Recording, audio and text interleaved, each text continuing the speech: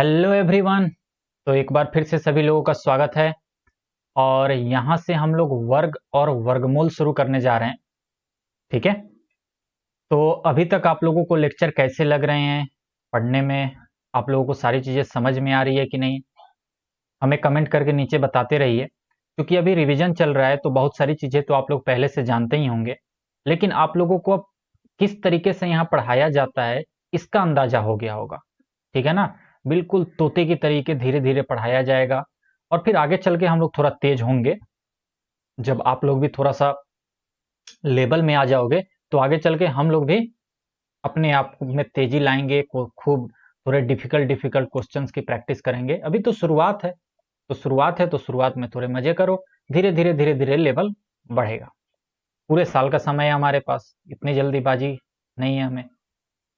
तो चलिए हम लोग अपने बोर्ड पे चलते हैं और यहां से हम लोग शुरू करते हैं वर्ग और वर्गमूल। ठीक है, वर्ग और वर्गमूल। तो पिछली क्लासेस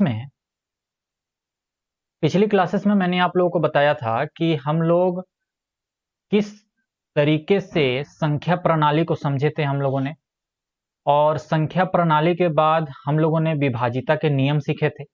इन सब का यूज आगे आएगा। अभी विभाजिता का नियम देखिएगा वर्ग एंड वर्गमूल में ही आ जाएगा और आगे तो हमेशा आता रहेगा। तो वर्ग और वर्गमूल एक छोटा सा टॉपिक है जो कि 7वीं 8वीं में ही आप पढ़ चुके होते हो, लेकिन फिर भी मैं इसको थोड़ा दूसरे तरीके से समझाऊंगा। कुछ इसमें इंपॉर्टेंट पॉइंट हैं, उनको लेते हुए कुछ और भी चीजें सिखाऊंगा।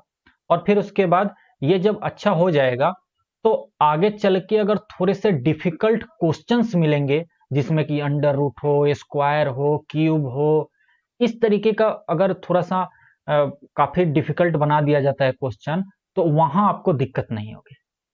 ठीक है ना? वर्ग और वर्गमूल के बाद हम लोग घन और घनमूल भी एक बार देख लेंगे एक लेक्चर में। चलिए तो सबसे पहले हम लोग शुरू करते हैं कि वर्ग क्या होता है। वर्ग, वर्ग बोले तो स्क्वायर। मैं ज्यादा स्क्वायर ही बोलूंगा, ठीक है, क्योंकि ज्यादा स्क्वायर ही बोला जाता है।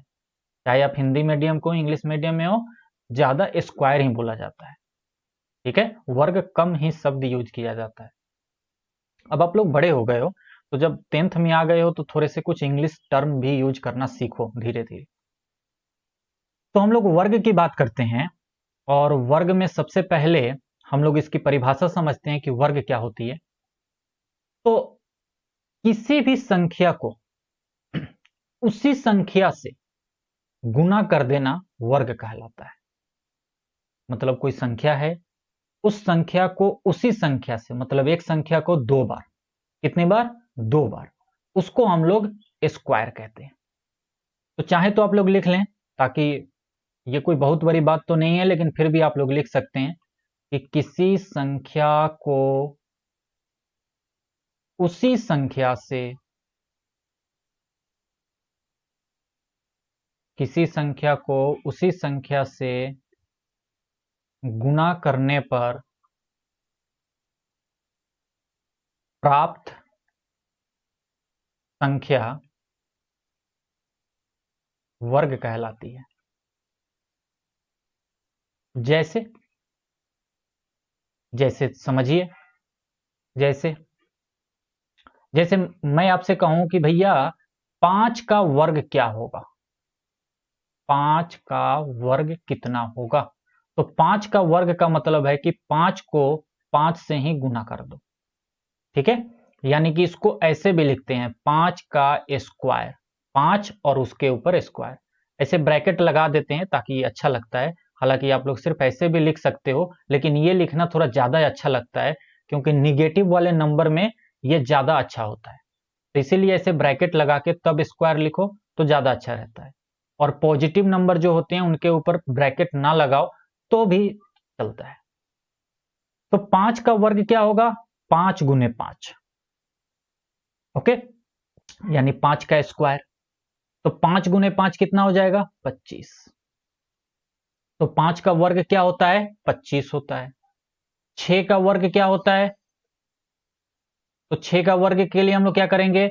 6 गुने 6, यानी कि 6 का स्क्वायर, यानी कि ऐसे भी लिख सकते हैं। तो ये कितना हो जाएगा, 6 गुने 6 यानी 36। तो ये होता है वर्ग, ठीक है ना। अब एक और नंबर ले लेते हैं कि 12 का वर्ग क्या होगा।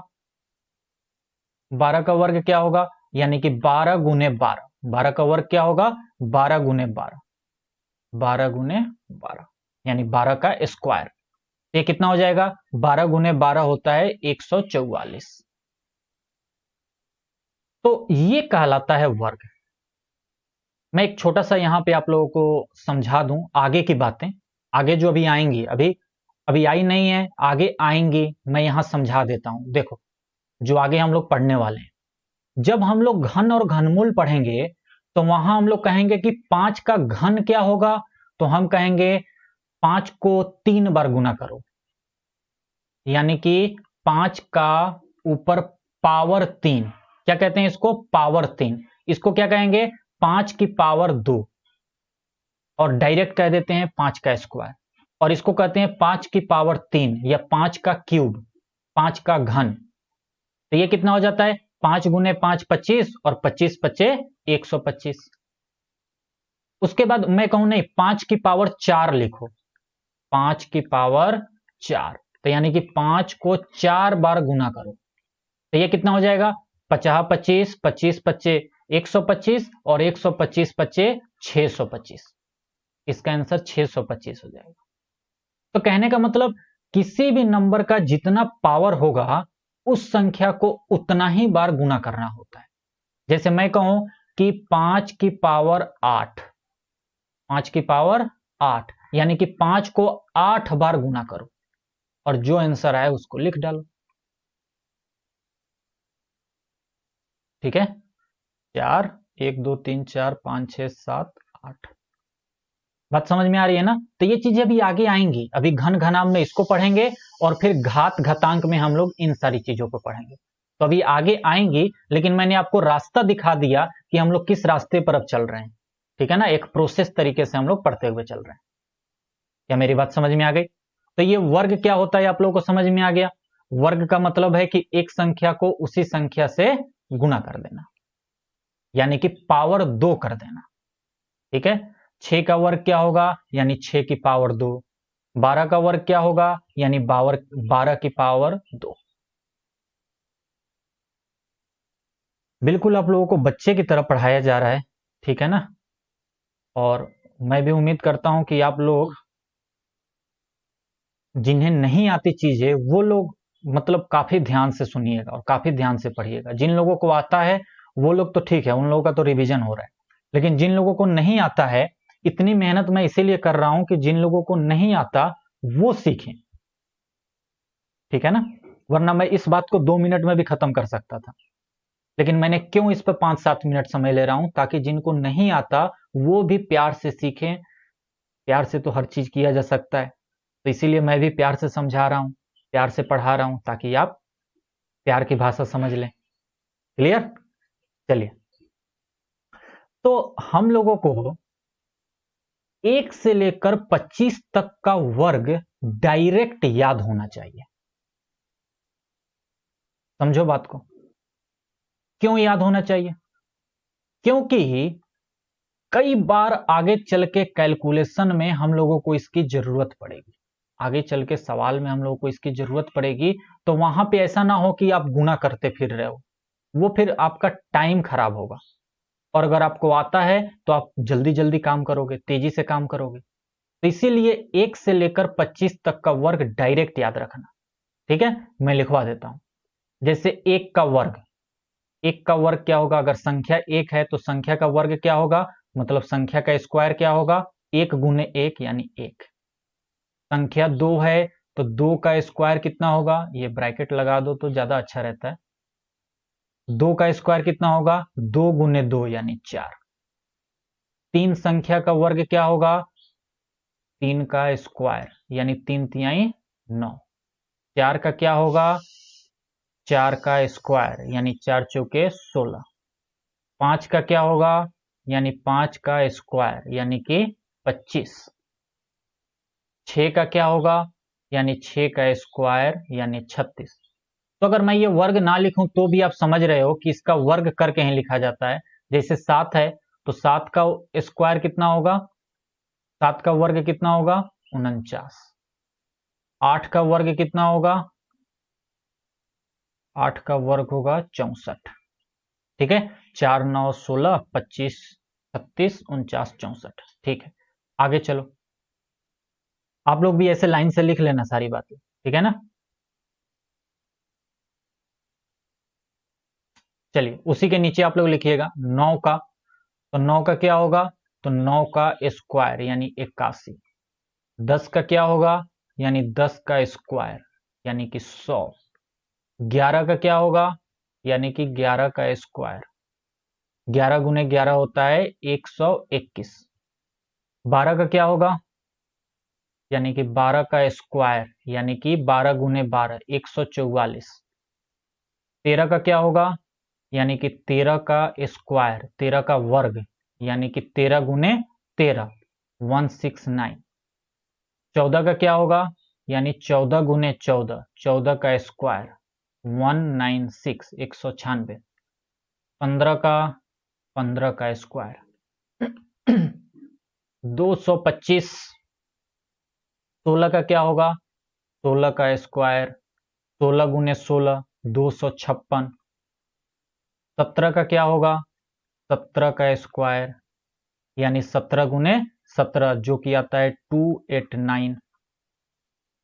18 का क्या होगा, 18 का स्क्वायर यानी 18 गुने 18 ये आता है 324। क्लियर, इतना वीडियो को रोक के लिख डालो। चलो इतना लिख लिया, अब आगे चलो। 19 का क्या होगा, तो 19 का स्क्वायर यानी 19 गुने 19 जो होता है 361 361। 20 का क्या होगा, 20 का स्क्वायर यानी कि 400। 21 का क्या होगा, 21 का स्क्वायर यानी 21 गुने 21 441। 22 का क्या होगा, 22 गुने 22 ये होता है 484। क्लियर है, 441। हाँ ठीक है। 23 का क्या होगा, यानी कि 23 का स्क्वायर यानी कि 23 गुने 23 529।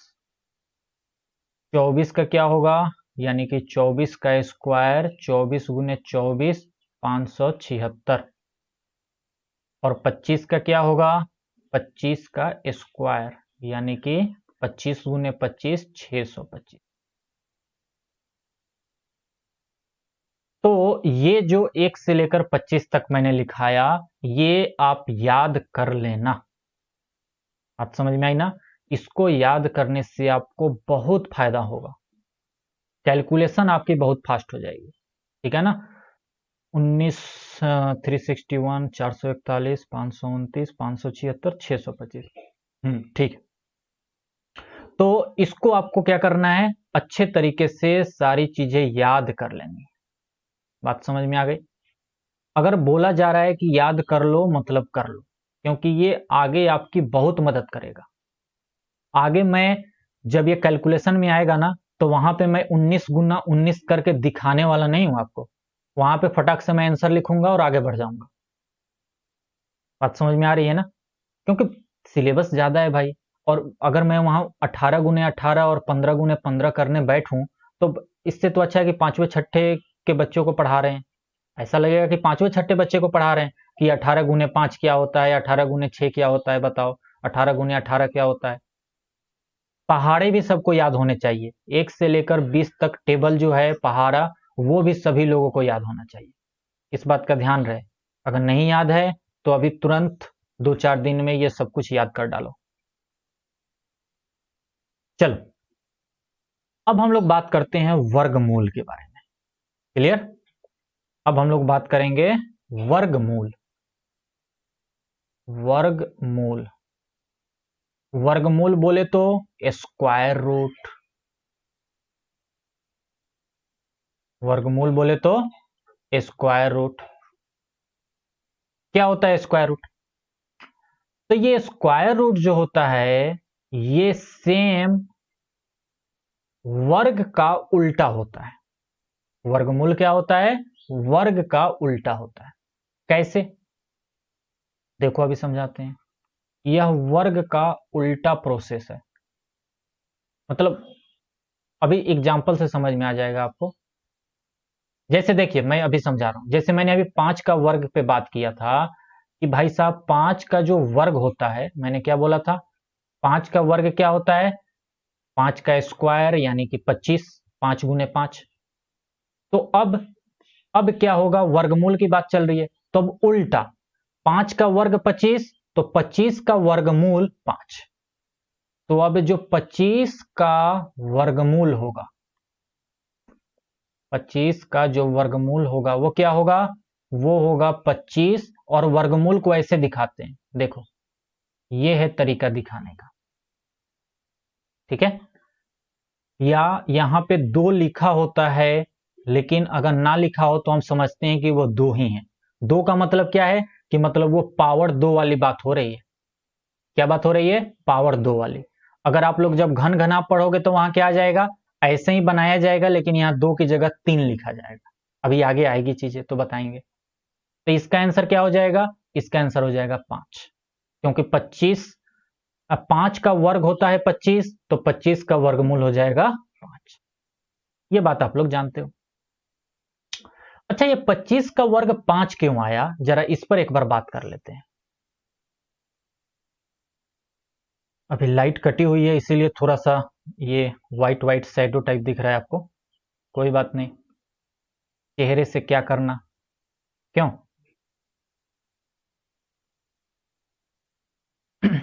मेन काम तो यहाँ है ना, बोर्ड से।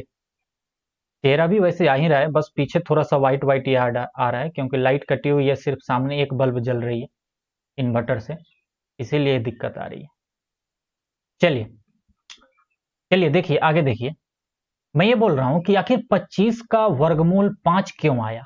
तो देखिए इसके पीछे का रीजन क्या है। इसके पीछे का रीजन ये है कि ये जो 25 लिखा है और यहां पर 2 होता है, अगर हम ना लिखे तो भी 2 होता है। जैसे 5 और -5, तो हम ये माइनस लिख के बता दे रहे हैं कि ये निगेटिव वाला 5 है। लेकिन अगर यहां पे हमने कोई साइन नहीं लिखा तो हम क्या समझते हैं कि ये प्लस वाला 5 है। तो यानी 5 लिखो तो या +5 लिखो तो बात एक ही है ना। तो वैसे ही यहाँ 2 लिखो तो या ना लिखो तो यहां पर 2 माना जाएगा।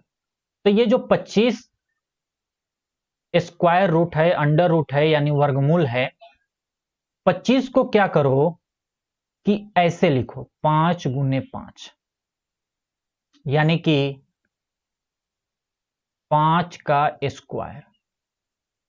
और ये जो 2 है ना, 2, ये बाहर वाला 2, ये कहता है कि अंदर अगर तुम्हारे अंदर 2 सेम नंबर है तो एक बाहर निकाल दो, वही आंसर होगा।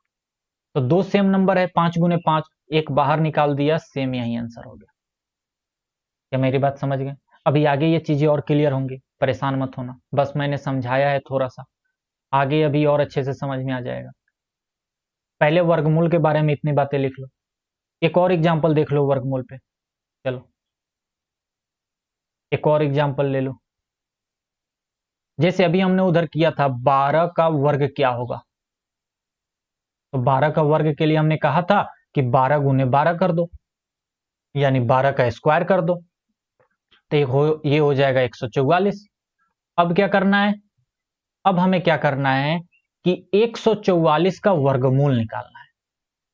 144 का वर्गमूल निकालना है। तो 144 का वर्गमूल क्या हो जाएगा? 144 और इसके ऊपर ये वर्गमूल वाला साइन, और यहां पर 2 लिखो तो या ना लिखो तो कोई बात नहीं। तो कितना होता है 144? 12 गुने 12, अंदर क्या है 12 गुने 12। अब जिन बच्चों को याद है कि 12 का वर्ग 144 होता है, तो वो 144 का वर्गमूल 12 फटाक से लिख देंगे। या आपको अगर ये मालूम है कि 12 गुने 12 होता है, तो एक 12 बाहर ले लो, यही तुम्हारा आंसर हो जाएगा। अभी वर्गमूल निकालना भी सिखाऊंगा मैं, भाग विधि और गुणनखंड विधि से, चिंता मत करना, ठीक है? तो इस तरीके से आप किसी भी नंबर का काम कर सकते हो, ठीक है? जैसे मैं कहूं वर्गमूल ऑफ 9 कितना होगा, तो 3 होगा। क्यों? क्यों? रीजन क्या है इसका? क्योंकि 3 का स्क्वायर जो होता है वो 9 होता है, क्योंकि 3 का स्क्वायर जो होता है वो 9 होता है। मैं कहूं वर्गमूल अब 36 क्या होगा, तो आप कहोगे 6 होगा। क्यों? क्योंकि 6 का स्क्वायर जो होता है वो 36 होता है। उल्टा प्रोसेस है सब। क्या बात समझ में आ रही है? तो आप लोग यहां पे एक बात गौर कर रहे हो, एक बात यहां आप लोग देख रहे हो कि किसी भी संख्या का वर्ग निकालना आसान काम है। किसी भी संख्या का वर्ग निकालना आसान काम है, लेकिन किसी संख्या का वर्गमूल निकालना कठिन काम है। अब 144 का तो वर्गमूल 12 हो गया, लेकिन मैं कहूं 140 का वर्गमूल क्या होगा, 141 का वर्गमूल क्या होगा, 25 का वर्गमूल तो 5 होगा, लेकिन मैं कहूं कि 24 का वर्गमूल क्या होगा, 26 का वर्गमूल क्या होगा, 27 का वर्गमूल क्या होगा, 28 का वर्गमूल क्या होगा। तो ये प्रॉब्लम है। तो एक बात यहां समझो, जैसे हम लोग जो वर्गमूल निकालते हैं, अगर मान के चलिए जैसे ये पीछे आप लोग देख रहे हो, ये जो पीछे देख रहे हो, अगर आप 81 का वर्गमूल निकालोगे, 81 का वर्गमूल तो 9 आ जाएगा। 100 का वर्गमूल निकालोगे तो 10 आ जाएगा। 121 का वर्गमूल निकालोगे तो 11 आ जाएगा। लेकिन मैं कहूं इसके बीच में कोई नंबर ले लो, 105 का वर्गमूल निकालो, इसके बीच का कोई नंबर, तो 105 का वर्गमूल कितना होगा, 110 का वर्गमूल कितना होगा, ये कितना होगा। ये समझने वाली बात है ना, है कि नहीं? तो मैं आप लोगों को यही समझाने की कोशिश कर रहा हूं कि हर एक संख्या का पूरा पूरा वर्गमूल नहीं निकलता है, और जिस संख्या का पूरा पूरा वर्गमूल निकल जाता है उस संख्या को एक स्पेशल नाम देते हैं, जिसको कहते हैं पूर्ण वर्ग संख्या, परफेक्ट स्क्वायर नंबर।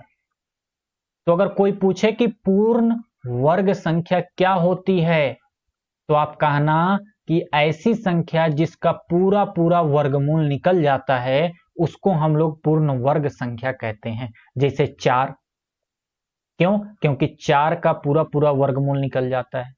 जैसे कि 9, क्योंकि 9 का पूरा पूरा वर्गमूल निकल जाता है। 16 का पूरा पूरा वर्गमूल निकल जाता है। 25 का पूरा पूरा वर्गमूल निकल जाता है।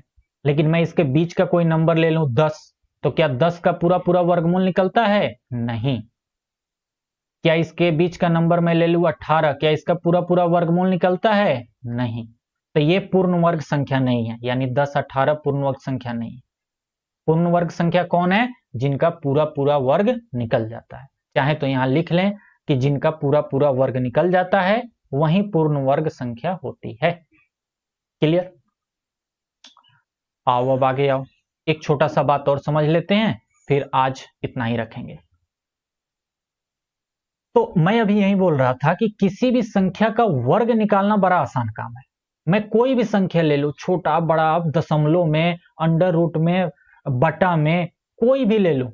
मैं कहूं कि कोई संख्या n है, कोई भी संख्या n है, n का वर्ग क्या होगा? अब बहुत फटाक से कह दोगे कि भैया n को n से गुना कर दो, मतलब n का स्क्वायर कर दो, और जो आंसर आएगा वो n का वर्ग हो जाएगा। लेकिन मैं कहूं कि कोई संख्या है दूसरा n, या उसको हम x मान लेते हैं, चलो कोई संख्या x है, कोई भी संख्या है, मैं कहूं कि इस संख्या का वर्गमूल क्या होगा, कोई भी संख्या, मैं कहूं कि इस संख्या का वर्गमूल क्या होगा, तब ये प्रॉब्लम की बात है। अब ये डायरेक्ट तुम नहीं कुछ कर सकते हो। तो किसी भी संख्या का वर्गमूल निकालने के 2 नियम होते हैं। कितने नियम होते हैं? 2। तो हम 2 तरीके से किसी संख्या का वर्गमूल निकालेंगे। हम 2 तरीके से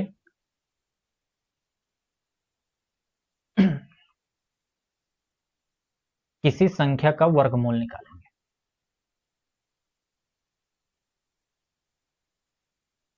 ये सीखना बहुत जरूरी है, आगे बहुत काम आने वाला है।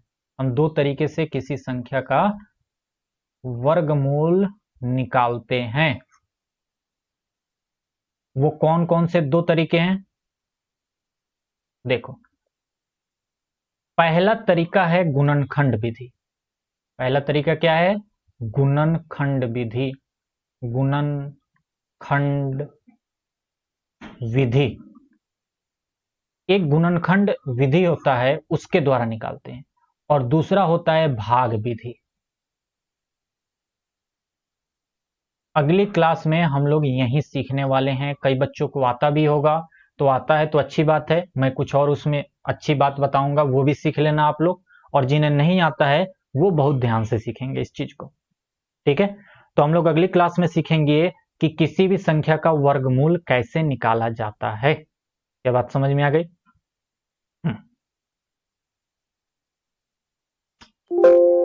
एक मिनट जरा वेट कीजिए।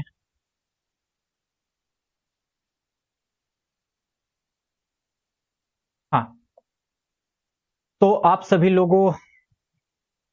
लोग यहाँ पर पढ़ रहे हैं अभी यूट्यूब पे। तो जिन लोगों ने अभी रजिस्टर नहीं हुआ है, रजिस्टर नहीं किया है, हमारे साथ अभी ऑनलाइन क्लास में नहीं जुड़े हैं, वो लोग जल्दी से जल्दी जुड़ जाएं, क्योंकि वहाँ पे और भी बहुत सारी चीज़ें होती हैं। टाइम टू टाइम बहुत सारी चीज़ें कराई जा रही हैं, क्वेश्चंस की प्रैक्टिस और वगैरह वगैरह, बहुत सारी चीज़ें हैं वहाँ पे।